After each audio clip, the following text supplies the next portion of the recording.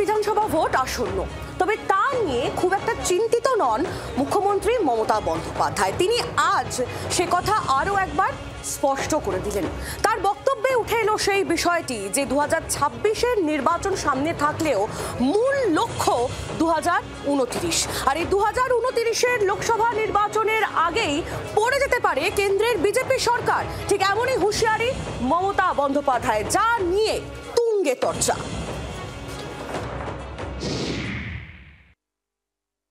2029 বড়ই ভয়ঙ্কর, তোমাদের সরকার থাকবে না। শকুনি মামারা সেদিন কোথায় পালাবে, এখন থেকে ঠিক করে জায়গা রেখে দাও। আমায় বাংলায় আঘাত করলে, কারণ মানুষকে আঘাত করলে আমি মনে করি আমাকে আঘাত করছে।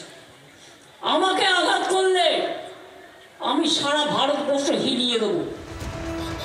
মঙ্গলবার বনগাঁর সভাতেই 2029-এর চ্যালেঞ্জ ছুড়ে দিয়েছিলেন মুখ্যমন্ত্রী। বুধবার সংবিধান দিবসে আম্বেদকরের মূর্তিতে মাল্যদান করে ফের সেই একই চ্যালেঞ্জ মুখ্যমন্ত্রীর। কোথায় নিরপেক্ষতা? এক পক্ষ, আর এক পক্ষ পক্ষপাত দুষ্ট, যারা ভাবছে আজকে ক্ষমতা আছে কাল থাকবে না। তোমরা 29-এ কোনোভাবেই আসবে না, তার আগেও তোমার গভর্নমেন্ট পড়ে যেতে পারে। মুখ্যমন্ত্রীর চ্যালেঞ্জের পাল্টা জবাব দিয়েছে বিজেপিও। 2029 তো অনেক দেরি আছে, তার আগেই তো শিয়রের সময়।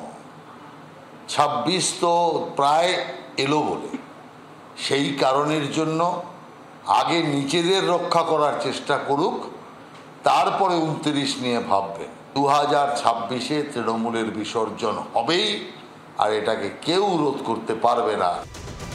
26-এর ভোটের প্রেক্ষাপটে 2029 প্রসঙ্গ, মুখ্যমন্ত্রীর চ্যালেঞ্জ ঘিরে রাজনৈতিক উত্তাপ তুঙ্গে। পশ্চিমবঙ্গে মাটি যদি বিজেপি কিছু পেয়ে থাকে মমতা বন্দ্যোপাধ্যায়ের জন্য, তা না হলে মেম্বার অফ পার্লামেন্ট জিততে পারতো না।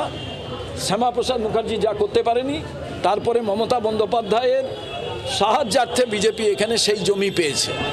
26-এর ভোটের পারদ চড়তে শুরু করেছে।